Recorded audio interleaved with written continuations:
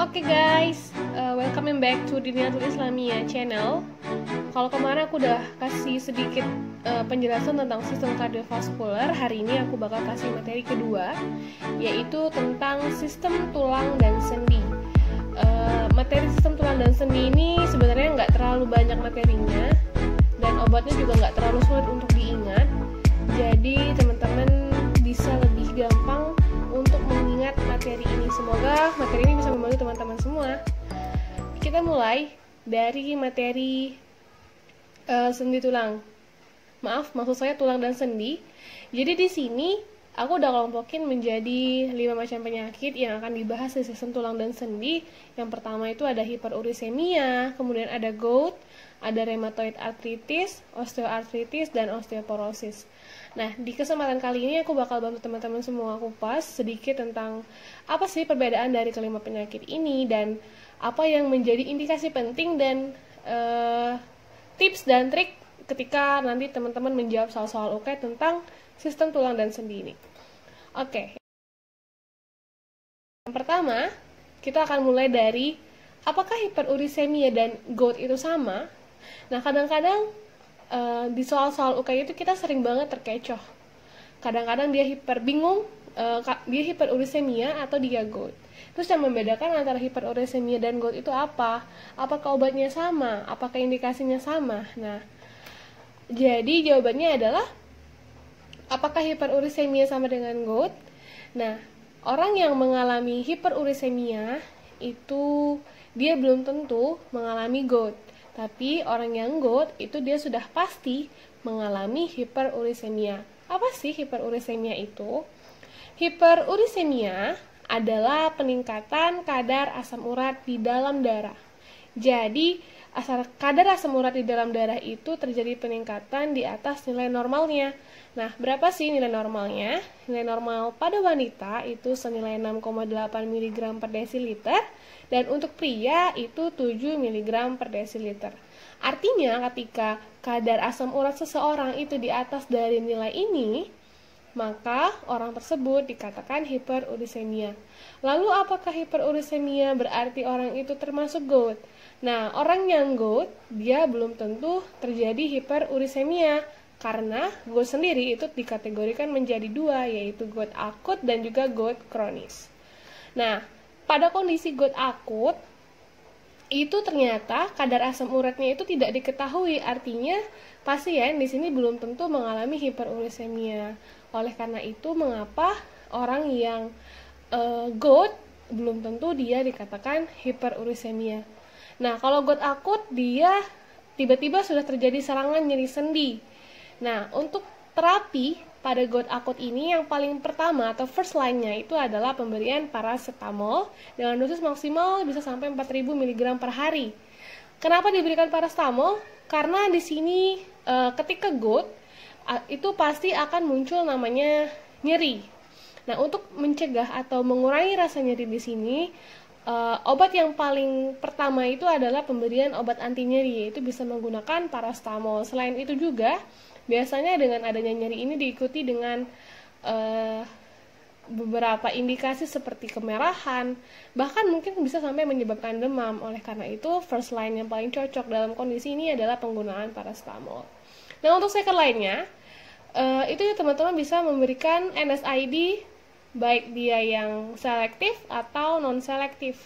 Artinya kalau misal dilihat pasien tidak memiliki riwayat tukak lambung, teman-teman bisa memberikan NSAID yang non-selektif seperti piroxicam, meloxicam, dan teman-temannya. Kalau misal ternyata pasien punya indikasi riwayat penyakit lambung, teman-teman harus memilih NSAID yang selektif, yaitu penggunaan seperti celecoxib dan teman-temannya. Nah, jika penggunaan paracetamol, penggunaan NSAID ternyata masih belum efektif untuk penanganan gout dalam kondisi akut ini, teman-teman biasanya bisa memberikan kortikosteroid, dan ini itu penting diberikan dengan indikasi jika terjadi serangan secara tiba-tiba. Seperti itu. Oke, selanjutnya kita lanjut ke gout kronis. Nah, untuk di gout kronis tentunya dia pasti sudah terjadi serangan, di mana serangannya itu sering terjadi bisa sampai 2 atau 3 kali dalam setahun. Nah, dan biasanya dalam kondisi gout kronis ini diketahui kadar asam uratnya itu di atas normal. Nah, berarti di kondisi gout kronis pasien itu pasti mengalami yang namanya hiperurisemia. Nah, kalau misal pasien dalam kondisi ini atau diketahui kadar asam uratnya tinggi, teman-teman bisa memberikan terapi yang pertama dengan menggunakan obat golongan XAO inhibitor seperti allopurinol atau febuxosat. Nah, perlu perhatian ketika nanti soal UKAI itu akan diketahui nilai asam uratnya. Nah, kemarin waktu aku pernah belajar, aku dapat trik juga dari teman-teman sejawat yang lain. Ternyata ketika memang kadar asam uratnya sedang tinggi di sini artinya mungkin di atas 10, itu teman-teman jangan langsung memberikan allopurinol. Jadi lebih baik teman-teman memberikan obat nyerinya dulu atau menggunakan febuxosat. Karena penggunaan allopurinol dengan kadar asam urat yang tinggi itu dikatakan kurang baik. Nah, atau mungkin teman-teman bisa memberikan ke second line-nya kalau misalnya penggunaan allopurinol dan febuxosat itu tidak efektif. Dan ternyata probenecid ini juga adalah obat gout yang paling aman untuk ibu hamil. Oke, next. Kita lanjut ke osteoartritis. Osteoartritis itu apa sih? Nah, osteoartritis adalah penyakit degeneratif yang terjadi pada sendi. Penyakit degeneratif itu artinya penyakit yang terjadi biasanya bukan karena bawaan, bukan karena penggunaan obat, biasanya dia terjadi memang karena terjadinya pengurangan usia daripada organ, sehingga terjadinya penurunan fungsi daripada organ tersebut. Nah, bagaimana untuk tata laksana osteoartritis? Nah, untuk osteoartritis sendiri di sini aku udah kelompokkan menjadi 4 golongan obat. Pertama dari obat anti nyeri, kemudian anti nyeri tapi untuk tingkat nyeri yang sangat parah, penggunaan kortikosteroid dan suplemen. First line-nya adalah penggunaan paracetamol atau NSAID. Tentunya penggunaan paracetamol dan NSAID ini adalah untuk mencegah atau untuk menghilangi rasa nyeri akibat osteoartritis. Nah, jika penggunaan NSAID paracetamol tidak efektif untuk menghilangkan nyeri, biasanya kita bisa menggunakan tramadol. Tramadol di sini adalah golongan obat-obat tertentu yang memang penggunaannya memang harus dimonitoring. Sehingga biasanya memang jarang banget digunakan kecuali untuk tingkatan nyeri atau skala nyerinya yang sudah sangat tinggi dan dirasa nyeri sekali, itu baru boleh menggunakan tramadol. Nah, selain itu biasanya ketika penggunaan paracetamol atau tramadol itu dianggap tidak efektif, teman-teman bisa langsung memberikan ke kortikosteroid, biasanya dalam bentuk injeksi berupa intravena atau biasanya sih bentuknya kalau bentuk injeksi ya. Kalau untuk bentuk oralnya aku masih belum begitu paham obatnya apa. Dan yang terakhir itu adalah penggunaan suplemen. Ini biasanya tambahan selain penggunaan obat anti nyeri, karena pentingnya penggunaan suplemen di sini adalah untuk memperbaiki daripada si organ tersebut. Suplemen yang pertama adalah pelumas sendi. Contohnya ada asam hyaluronat. Nah, untuk suplemen yang kedua itu ada glukosamin dan kondroitin. Jadi kedua suplemen ini biasanya sering diresepkan dokter, tergantung daripada kondisi osteoartritis yang dialami. Biasanya karena terjadi pengurangan cairan sinovial, biasanya nanti akan disuntikkan pelumas sendi berupa asam hyaluronat, dan tambahan suplemen yang diminum seperti glukosamin dan kondroitin itu juga untuk menambah massa tulang. Berikutnya ada rheumatoid arthritis. Apa itu penyakit rheumatoid arthritis dan apa yang membedakan rheumatoid arthritis dengan osteoartritis? Kalau rheumatoid arthritis ini dia adalah penyakit autoimun yang umumnya sering terjadi di pagi hari dan sifatnya simetris.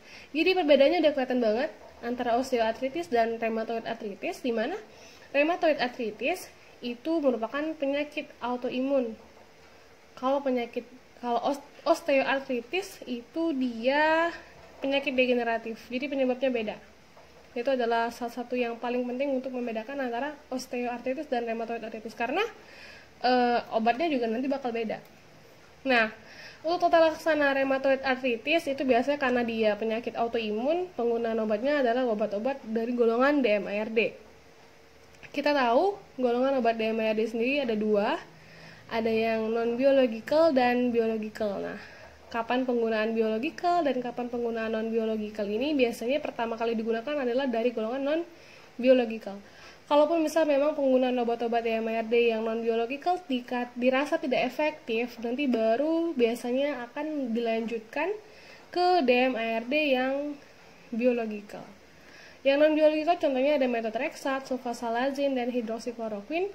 Nah, salah satu efek samping dari methotrexate ini adalah anemia, sehingga biasanya ketika penggunaan methotrexate itu akan dikombinasikan dengan asam folat untuk mengurangi efek samping anemia tersebut.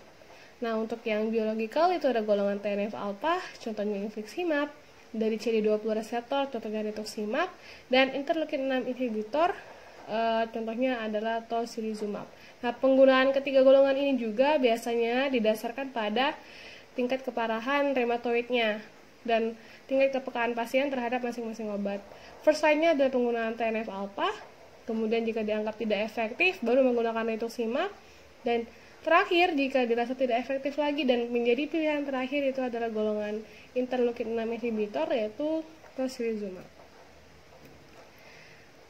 Selanjutnya ada osteoporosis. Nah, osteoporosis ini adalah penyakit yang bisa dibilang biasanya penyakit yang banyak terjadi pada orang-orang dengan usia lanjut. Namun tidak menutup kemungkinan osteoporosis juga bisa terjadi pada usia-usia muda, yaitu karena disebabkan penggunaan obat misalnya. Contohnya seperti penggunaan kortikosteroid, obat gula pioglitazone, atau penggunaan levotiroxine. Memang kebanyakan osteoporosis ini terjadi karena menurunnya fungsi-fungsi tulang, atau tulang itu mengalami pengeroposan. Biasanya terjadi pada wanita pasca menopause, karena pada wanita pasca menopause ini hormon itu sudah tidak stabil, dan hormon juga bisa mempengaruhi terjadinya osteoporosis. Nah, untuk mengetahui seseorang itu dikatakan osteoporosis itu, maka sering dilakukan namanya pengukuran BMD, di mana pengukuran BMD normal ini dilihat dari nilai T-score. BMD normal itu ditandai dengan nilai T-score lebih besar sama dengan -1. Nah, bagaimana tata laksana jika pasien mengalami osteoporosis? Nah, kita lihat dari nilai T-score-nya. Kalau misal T-score-nya itu lebih dari -2,5, nanti karena di soal UKAI akan diketahui nilai T-score-nya berapa. Jadi yang teman-teman perlu ingat itu cuma dua ini. Apakah dia lebih dari -2,5 atau kurang dari -2,5. Kalau misalnya dia T-score-nya lebih dari -2,5, artinya dia di atas nilai normal, maka teman-teman cukup memberikan suplemen berupa kalsium dan juga vitamin D2 dan D3. Oh, mohon maaf baterainya. Untuk penggunaan kalsium di sini perlu sangat diperhatikan, yaitu penggunaan kalsium pada saat makan, dan biasanya digunakan pada pagi hari, karena kalsium di sini kenapa saat makan dia dapat mengiritasi lambung ya kalau nggak salah, dan menyebabkan efek tidak enak di perut. Jadi penggunaannya adalah saat makan. Nah, apabila T-score-nya kurang dari sama dengan -2,5, maka akan diberikan terapi berupa obat seperti golongan bifosfonat, kemudian naloxifene, dan protein sintase. Nah, penggunaan ketiga obat ini dimulai dari first line. First line itu adalah dari golongan bifosfonat seperti alendronat, risendronat, dan lain-lain. Nah, apabila penggunaan golongan bifosfonat ini dianggap kurang efektif dalam mengobati osteoporosis, maka teman-teman bisa lanjut ke second line-nya, yaitu dari golongan contohnya naloxifene. Dia biasa digunakan untuk pasien-pasien yang memang intoleran terhadap golongan bifosfonat, artinya dia tidak cocok menggunakan bifosfonat. Teman-teman bisa langsung menggunakan naloxifene. Dan pilihan terakhirnya atau third line-nya adalah penggunaan protein sintase. Contohnya adalah teriparatide atau teriparatide ya. Oke, terima kasih. Sekian materi singkat tentang sistem tulang dan sendi. Semoga bisa membantu teman-teman semua dalam membuat rangkuman tentang materi sendi dan juga tulang ini. Terima kasih, dan jangan lupa nonton terus video kita selanjutnya. Jangan lupa komen juga di bawah. Habis ini aku harus sharing atau tutor materi apa. biar aku bisa punya gambaran dan bisa bantu teman-teman semua untuk kasih rangkuman materi-materi UKM. Jangan lupa untuk subscribe, like, komen, dan share ke teman-teman kalian kalau kalian rasa ini bermanfaat. See you in the next content, guys.